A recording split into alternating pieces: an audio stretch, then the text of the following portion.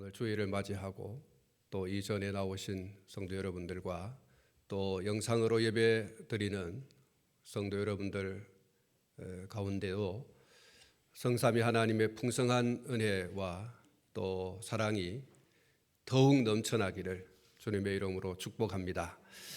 오늘 이 아침 이 시간에는 본문을 중심해서 탁월한 연기력이라는 제목을 가지고 말씀을 드리려고 합니다.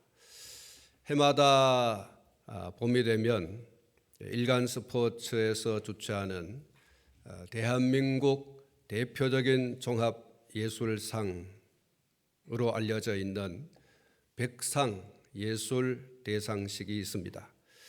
그리고 해마다 또 연말이 되면 각 방송사에서 앞을 다투어서 연기 대상식을 합니다.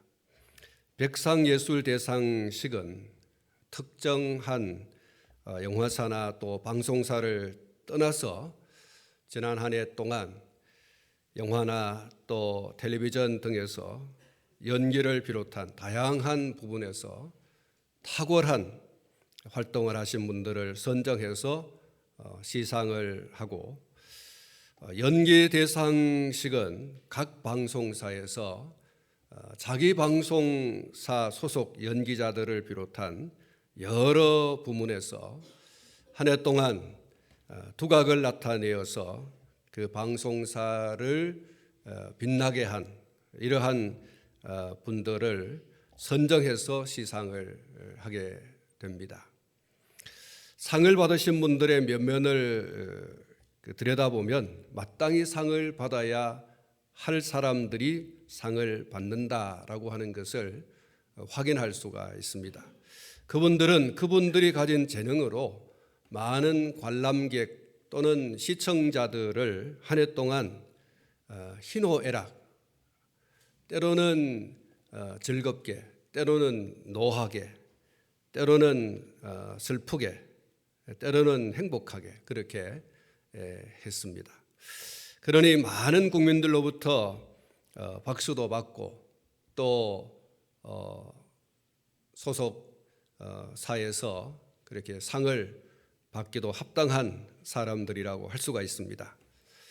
오늘 이 본문 말씀을 보면 연기자도 아니면서 연기를 하고 있는 한 사람을 보게 되는데, 그 사람의 연기가 참 탁월하다 이렇게 말씀을 드릴 수가 있겠습니다.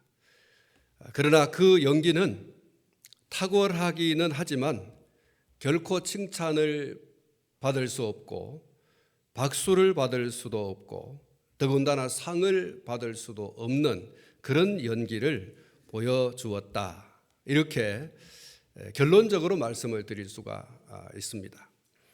왜 칭찬도 받을 수 없고 왜 박수도 받을 수 없고 왜 사람들의 열렬한 그런 칭찬을 들을 수도 없는 그런 연기를 했다고 할 수 있는가? 그 사람의 연기는 사실상 관람객이나 시청자들에게 보여주기 위한 영화나 또 드라마 속에서의 가상적 악역이 아니라 실제적인 그 삶 속에서 악역을 했기 때문이라고 할 수가 있습니다.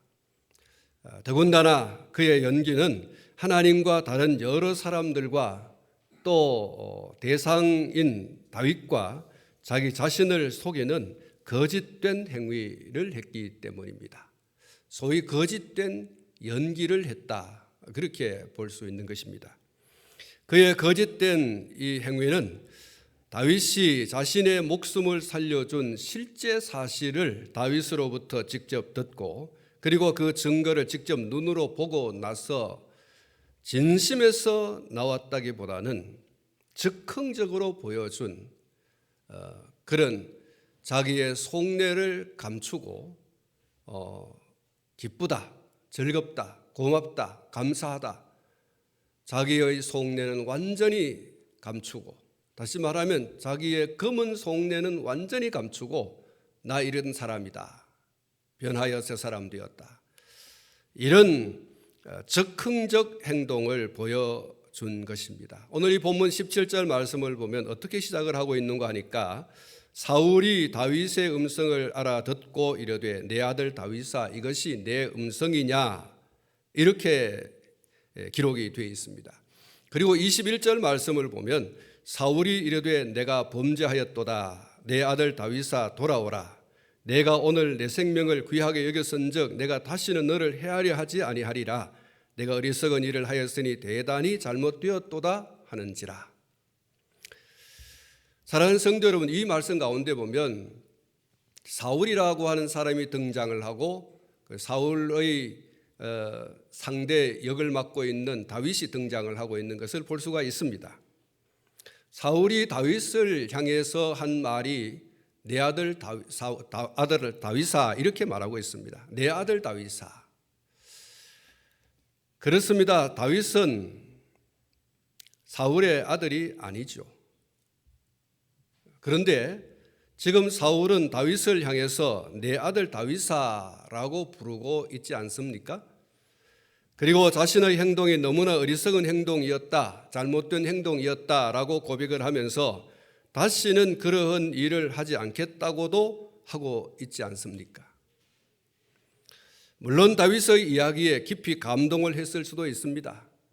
자기를 얼마든지 죽일 수 있는 기회가 있었음에도 불구하고 죽이지 않는 물병과 창이 그 증거인 것을 드러내 보여주면서 내가 절대로 당신을 해할 마음이 없다라고 하는 이 다윗의 말, 다윗의 행동에 대해서 일시적 감동을 할 수도 있었을 것입니다. 그래서 누가 시키지도 않았음에도 불구하고 자신의 행동이 잘못된 것임을 털어놓고 다시는 이런 일이 재발하지 않겠다라고 이렇게 또 약속 아닌 약속을 하게 되어집니다. 그런데 그것이 마음 깊은 곳에서 우러난 진심 어린 것이었다고 할 수 없다라고 하는 것은 그가 이후에 한 행동을 보면서 사울이 진실로 다윗을 자신의 아들로 인정하지 않았다라고 하는 것을 알 수가 있습니다. 또 그의 말이 진정한 회개라고 하기는 어려운 것이다. 소위 말해서 진정성이 없는 그러한 고백, 진정성이 없는 회개, 진정성이 없는 다짐 이런 것을 사울이 보여준 것입니다. 사랑하는 성도 여러분, 누가복음 15장에 소개되는 탕자의 비유를 잘 아실 겁니다. 이 비유의 말씀에서 보여준 집을 나갔다가 돌아온 아들을 향한 아버지의 모습이 어떤 모습이었습니까? 누가복음 15장 20절 말씀에 보시면 이에 일어나서 아버지께로 돌아가니라. 아직도 거리가 먼데 아버지가 그를 보고 측은히 여겨 달려가 목을 안고 입을 맞추니라고 기록을 하고 있습니다. 여러분, 이 모습이 아들을 향한 아버지의 모습인 것입니다. 그런데 사울이 다윗을 향해서 내 아들 다윗아라고 부른 다음에 무엇이라고 했는가 하니까 이것이 내 음성이냐라고 물었습니다. 사실은 다윗이 말을 할 때 다윗의 음성이라고 하는 것을 알았으면서도 다윗을 향해서 내 아들아라고 부른 다음에 이것이 네 음성이냐라고 다시 한 번 더 되묻고 있는 것을 볼 수가 있습니다.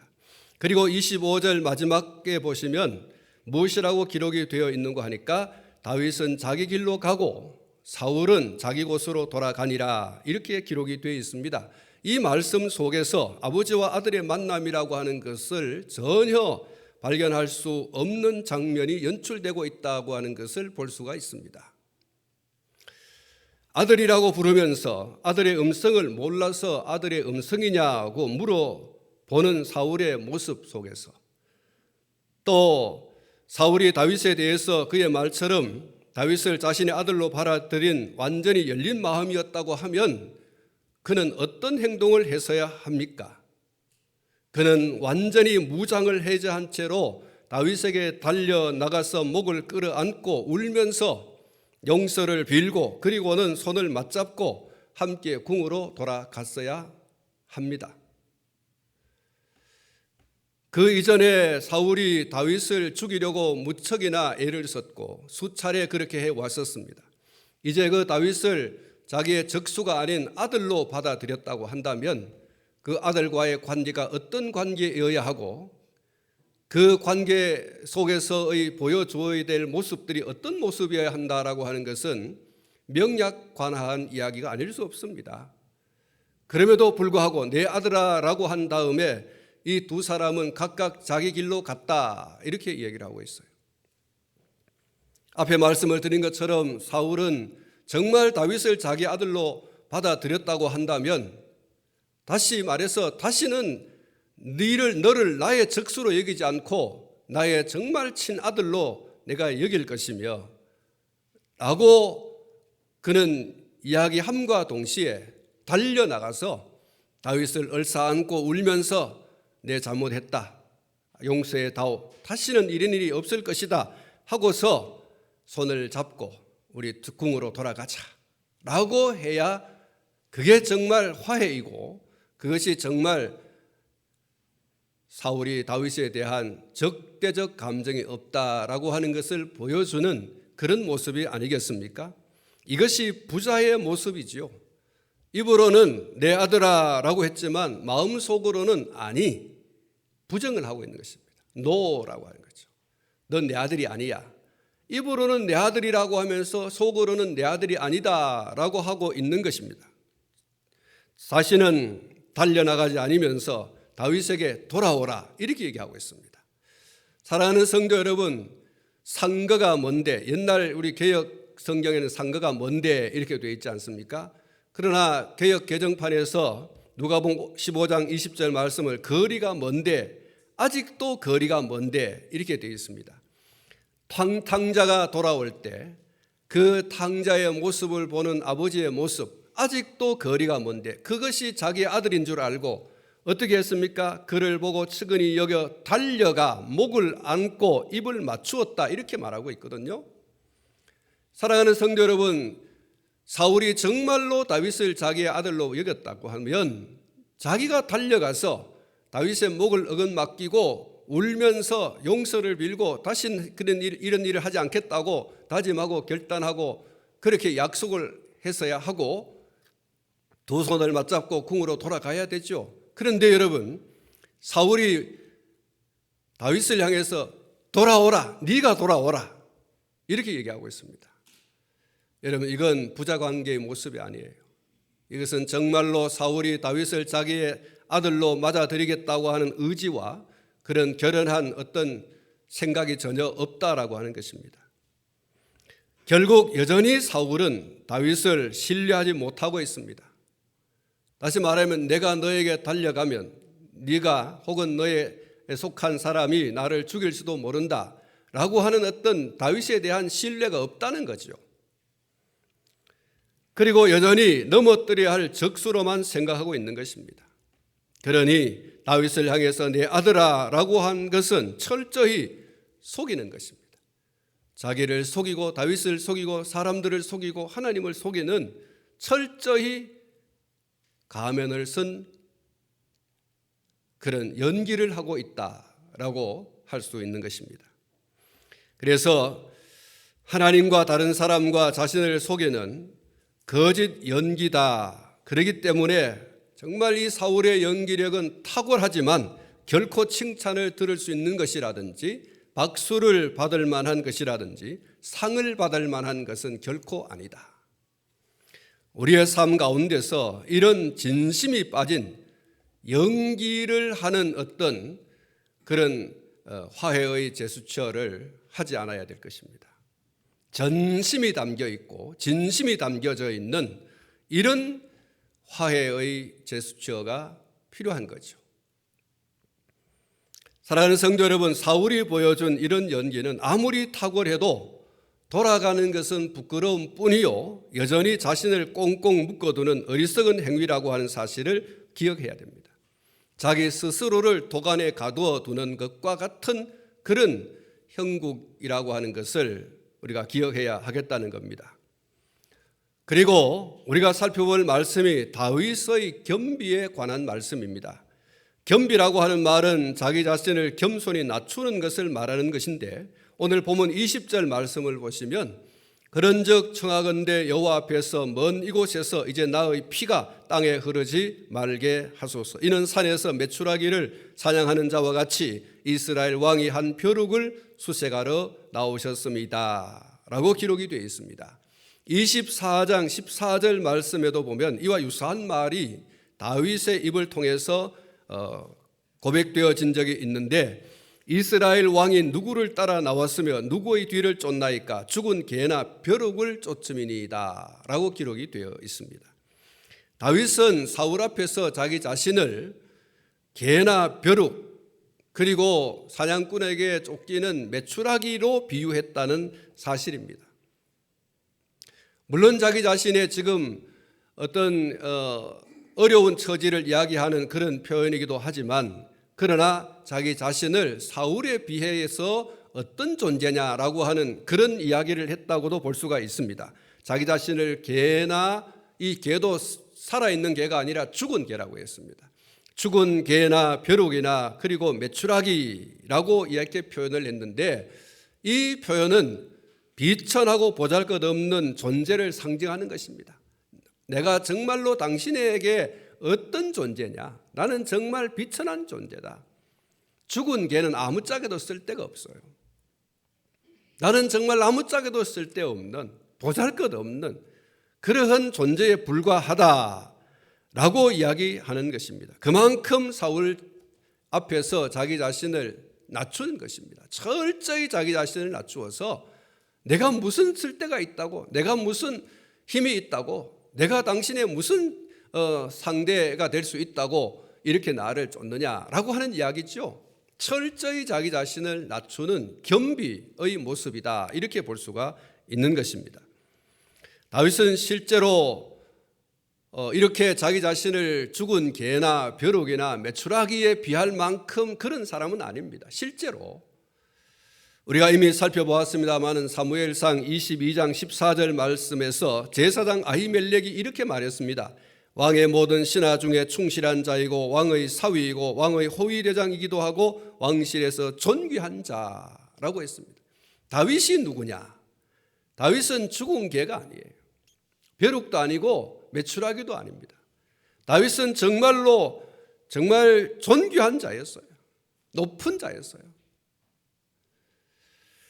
소위 말해서 세세 가도를 달리고 있는 그러한 아주 유력한 사람이었습니다. 왕의 모든 신하 중에 충실한 자, 왕의 사위, 왕의 호위대장, 왕실에서 존귀한 자. 그런데 여러분, 다윗이 자기 자신을 얼마나 낮춥니까? 나는 죽은 개입니다. 나는 벼룩입니다. 나는 메추라기입니다. 이렇게 비천하고 이렇게 보잘것없는, 이렇게 돌아볼 가치가 없는 납니다 라고 사울에게 자기 자신을 이야기하고 있어요. 다윗은 자기 자신을 스스로 높이는 교만, 거만, 오만 이런 것에 빠지지 않았습니다. 골리앗을 죽이고 돌아올 때에 사울은 천천히요, 다윗은 만만이라고 하는 뭇 여성들의 그 환영 노래에 다윗이 언제 우쭐댄 적이 있습니까? 나는 만만이고 사울은 천천밖에 안 돼 라고 그렇게 자기 자신을 사울보다 높이고 사람들 가운데서 내가 이 정도의 사람이다 라고 그렇게 우쭐대면서 거스름을 피우고 오만하고 교만하게 그렇게 나타낸 어떤 말도 어떤 행위도 없었습니다.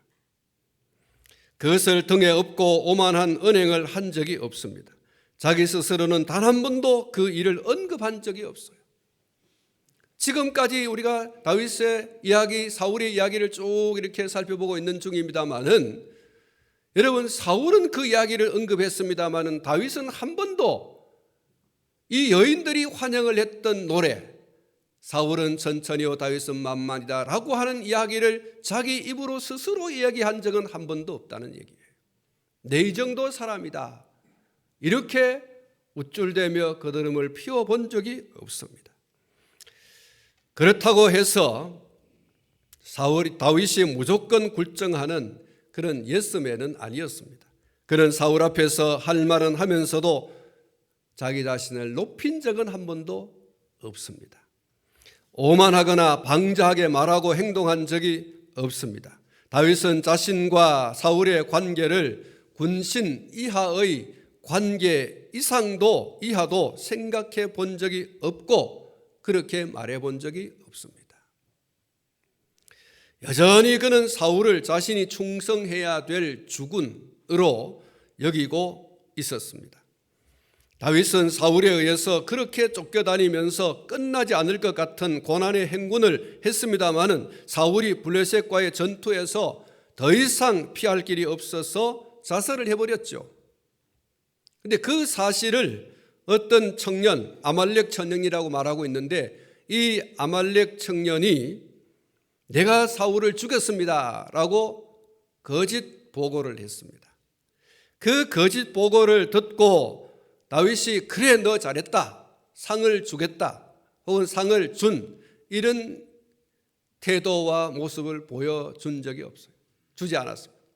오히려 내가 사울을 죽였다라고 하는 그 아말렉 청년을 향해서 책망을 했어요. 그러면서 청년을 죽이라고 했어요. 그리고 나서 사울과 요나단의 죽음을 슬퍼하면서 그가 지은 조가가 있습니다. 사랑하는 성도 여러분, 그토록 자기를 죽이려고 부단히 애를 쓰던 사울이 죽었습니다. 그리고 그를 죽였다고 하는 청년이 있습니다. 다윗이 어떻게 해야 됩니까? 인간적으로 말하자면 정말 쾌재를 불러야 되고 자기의 영원한 적수, 자기 스스로는 아니지만 사울이 적수라고 여겼으니까 그런 적수가 죽었습니다. 그러면 다리 쭉 뻗고 잠을 자고 그리고 박수를 보내야 되죠. 사울을 죽였다고 하는 청년을 불러서 아주 상을 넉넉하게 베풀어 줘야 될 것입니다. 그런데 여러분, 이 다윗이요 슬퍼했다 그랬어요. 애통했다 그랬어요. 그리고 그 애통한 마음을 조가로 지어서 자기가 부르고 그리고 자기만 부른 게 아니고 유다 모든 백성들에게 그걸 나눠줘 가지고 유다 백성들이 부르도록 했다는 것입니다. 사무엘하 1장 19절부터 27절 말씀에 그 말씀이 기록이 되어 있습니다. 이스라엘아, 내 영광이 산 위에서 죽임을 당하였도다. 오호라 두 용사가 엎드러졌도다. 이 일을 가드에도 알리지 말며 아스글론 거리에도 전파하지 말지어다. 블레셋 사람들의 딸들이 즐거워할까? 할례받지 못한 자의 딸들이 계가를 부를까 염려로다. 길보아 산들아, 너희 위에 이슬과 비가 내리지 아니하며 재물 낼 밭도 없을지어다. 거기서 두 용사의 방패가 버림바 됨이니라. 곧 사울의 방패가 기름 부음을 받지 아니함 같이 됨이로다. 죽은 자의 피에서 용사의 기름에서 요나단의 활이 뒤로 물러가지 아니하였으며 사울의 칼이 헛되이 돌아오지 아니하였도다. 사울과 요나단이 생전에 사랑스럽고 아름다운 자이러니 죽을 때에도 서로 떠나지 아니하였도다. 그들은 독수리보다 빠르고 사자보다 강하였도다. 이스라엘 딸들아, 사울을 슬퍼하여 울지어다. 그가 붉은 옷으로 너희에게 화려하게 입혔고 금 놀이개를 너희 옷에 채웠도다. 오호라 두 용사가 전쟁 중에 엎드러졌도다. 요나단이 내 산 위에서 죽임을 당하였도다. 내 형 요나단이여, 내가 그대를 애통함은 그대는 내게 심히 아름다움이라. 그대가 나를 사랑함이 기하여 여인의 사랑보다 더하였도다. 오호라 두 용사가 엎드러졌으며 싸우는 무기가 망하였도다. 사랑하는 성도 여러분, 이 사무엘하 1장 19절부터 27절에 나오는 이 다윗의 애가를 여러분 좀 찬찬히 읽어보면 얼마나 다윗의 진심이 담겨져 있는지, 사울에 대하여 그가 어떤 마음을 가지고 있는지를 우리가 살펴볼 수 있습니다. 그는 용사라고 했어요. 그를 표현하기를 어떻게 표현했습니까? 생전에 사랑스럽고 아름다운 자이더니 죽을 때에도 서로 떠나지 아니하였도다. 그들은 독수리보다 빠르고 사자보다 강하다. 여러분, 사울의 죽음에 대해서, 물론 요나단에 대해서는 이렇게 표현해도 됩니다만은 사울에 대해서 이렇게까지 표현해야 되는가? 그런데 그것이 다윗의 전심이고 다윗의 진심이라는 거예요. 사자보다 독수리보다 용감하고 빠른 사람이 바로 사울이다. 오호라, 슬프다는 거예요. 예? 두 용사, 사울을 표현할 때 그 누구도 감당할 수 없는 강력한 장수라고 그렇게 표현을 하고 있습니다. 이것이 사울을 향해서 가졌던 지난 세월 동안에 한시도 변함없이 마음에 담은 다윗의 진심입니다. 사랑하는 성도 여러분, 이런 마음 가지기가 쉽지 않습니다. 한 번도 아니라 거듭 자신을 죽이려고 하는 무자비한 행위를 자행하는 사울에 대해서 분하고 노한 마음을 품고 맞서 싸워도 시원하지 않을 것인데 도리어 그의 죽음에 대해서 잘 죽었다, 시원하다 이렇게 하지 않고 이렇게 애통하고 있어요. 그리고 조가를 지어서 불렀고 앞에 말씀을 드린 것처럼 그것도 부족해서 유다 모든 족속에게 가르치도록 이 애가 이 조가를 불러서 다윗을 조상하도록 다윗의 그동안의 그 행적을 기리도록 이렇게 했다는 사실이에요.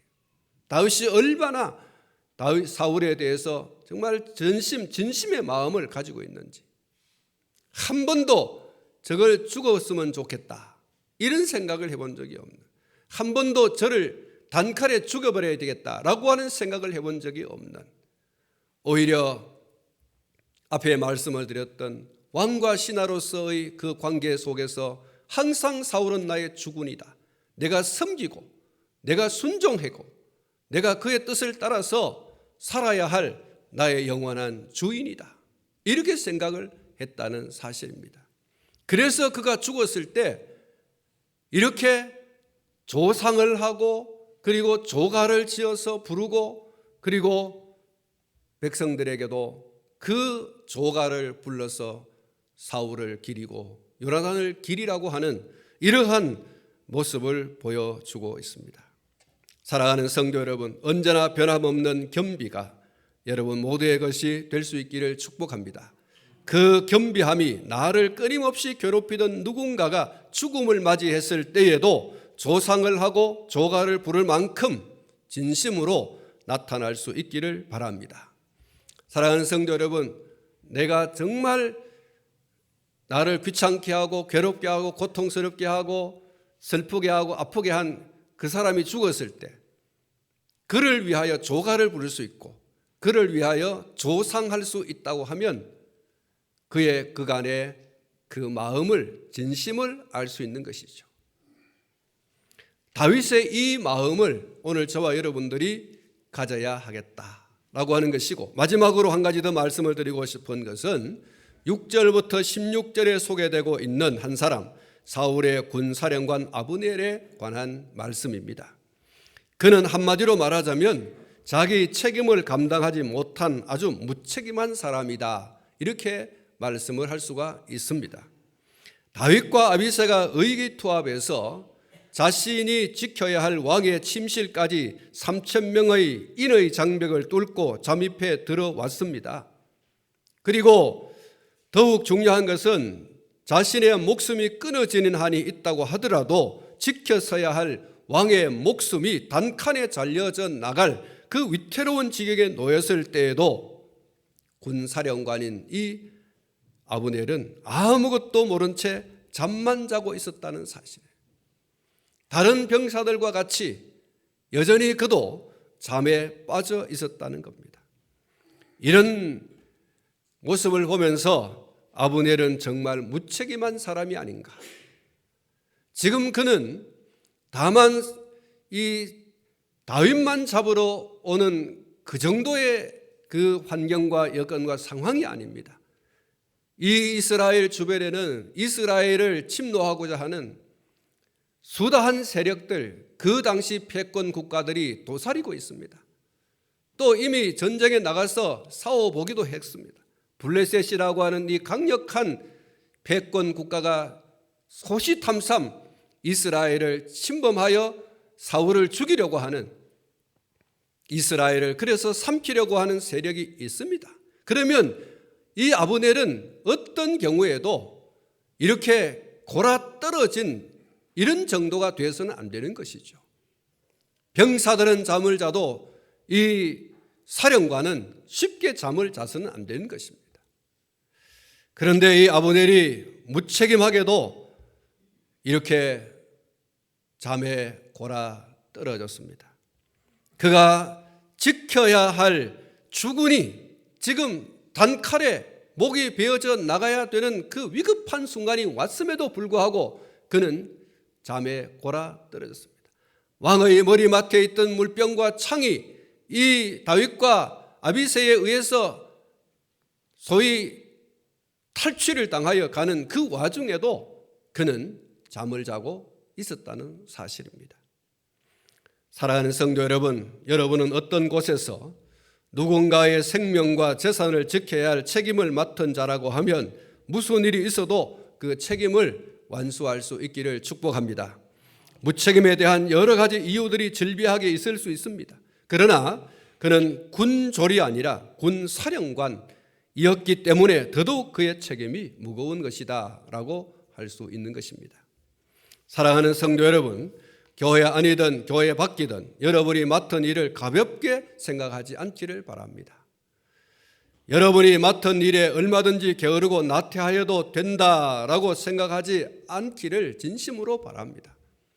이사야서 21장 11절 말씀에 보면 두마에 관한 경고라, 사람이 세일에서 나를 부르되 파수꾼이여 밤이 어떻게 되었느냐, 파수꾼이여 밤이 어떻게 되었느냐라고 하는 말씀이 있습니다. 남들은 다 잠을 잔다 할지라도 파수꾼은 잠을 자면 안 됩니다. 그 잠을 자는 순간에 생명의 여탈이 일어날 수도 있습니다. 자기를 믿고 잠을 자고 있고 자기를 믿고 평안히 생활하고 있는 그 사람들의 그 생명과 재산이 누구에게 달려 있는가? 파수꾼에게 달려 있는 것입니다. 사랑하는 성도 여러분, 우리나라의 상황을 빗대어 말씀을 드려보면 저 전 후방에 있는 이 많은 이 군 장병들이 있음으로 해서 오늘 저와 여러분들이 평안히 생업에 종사할 수 있고 또 신앙생활도 이렇게 할 수 있는 것이고 또 우리의 삶을 영위해 나갈 수 있는 것이죠. 또 저녁에 잠을 잘 수도 있는 것입니다. 만약에 여러분 저 전방에 있는 심지어 후방에 있는 군인들이라고 하더라도 여러분 이 군병들이요, 이 또 장병들이 그들의 그 임무를 저버리고 게으르고 나태함으로 밤낮 꾸벅꾸벅 졸기나 하고 잠이나 잔다고 하면 여러분 오늘 저와 여러분들이 자유롭게 어떤 그 생업에 종사할 수 있는가? 우리의 예배가 제대로 되어질 수 있겠는가? 우리가 어떻게 평안히 잠을 잘 수 있겠습니까? 그들이 철통 같은 경계 태세로 이 국토와 이 또 영해와 이 영공을 지키고 있기 때문에 우리가 평안히 잠도 자고 생업에 종사도 하고 이 주일날 예배당에 모여서 예배도 드리고 할 수 있는 줄 믿습니다. 여러분 그런 의미에서 오늘 우리의 파수꾼인 저 전후방에 있는 경계태세를 아주 철통같이 하고 있는 우리의 군 장병들을 위해서 늘 기도해야 되고 그들을 격려하고 그들을 또 위로해야 됩니다. 그들 때문에 우리가 이렇게 평안히 삶을 살아가고 있는 것입니다. 그런데 여러분 오늘이 제가 읽어드린 이 이사야 21장 11절 말씀에 파수꾼이여 밤이 어떻게 되었느냐, 파수꾼이여 밤이 어떻게 되었느냐. 여러분 어떤 사람이 잠에서 깨어나서 파수꾼을 향해서 얘기합니다. 어떻게 되었습니까 밤이? 이러면 파수꾼이 뭐라고 해야 됩니까? 아직도 깊은 밤입니다. 이제 새벽이 동터옵니다. 뭐 이렇게 답변을 해야 되지 않습니까? 누군가가 파수꾼이요 어떻게 됩니까? 라고 하는데 파수꾼이 답이 없어요. 답이 없다는 것은 죽었다든지 아니면 잠을 자고 있다든지 둘 중에 하나입니다. 근데 여러분, 파수꾼의 사명이 얼마나 중요한가? 밤이 어떻게 되었습니까? 라고 물을 때 밤이 지금 깊어가고 있는 중입니다. 아니면 지금 동이 터오고 있습니다. 아니면 적군이 지금 쳐들어오고 있습니다. 이게 파수꾼이 할 얘기거든요. 지금 적군이 쳐들어오고 있지 않습니다. 안심하고 생업에 종사하시오. 이 파수꾼의 사명이에요. 사랑하는 성도 여러분, 파수꾼을 믿고 잠을 자고 생업에 종사하는 이런 분들이 있음에도 불구하고 파수꾼이 그 자기의 사명을 망각하고 잠을 자고 있다고 하면 자기를 믿고 있는 사람들의 생명을 위태롭게 하고 자기를 믿고 있는 사람들에게 허망함을 주고 있는 것입니다. 아니, 이놈의 자식이 정신을 바짝 차리고 지키고 있어야 되지 잠을 자고 있다니. 여러분, 그러면 얼마나 허망하겠어요? 아, 내가 어제 저녁에 죽을 뻔했구나. 여러분, 적군이 말이죠, 파수꾼이 눈을 부릅뜨고 철통같이 경계태세를 하고 있으면 쉽게 넘어올 수가 없어요. 그런데 파수꾼이 졸며 자고 있다고 하면 적군은 쉽게 쳐들어올 수 있는, 오늘 이 본문에 있는 것과 같이 사울과 아비새가 그 3,000명의 겹겹이 사여져 있는 그 경계를 넘어서 말이죠, 사울의 한복판에 있는 그 사울의 물병과 창을 가지고 왔지 않습니까? 들어갔다가 나왔어요. 이런 경계의 느슨함이 누구에게 책임이 있는가? 아브넬에게 있는 것입니다. 총사령관 아브넬에게 있는 거예요.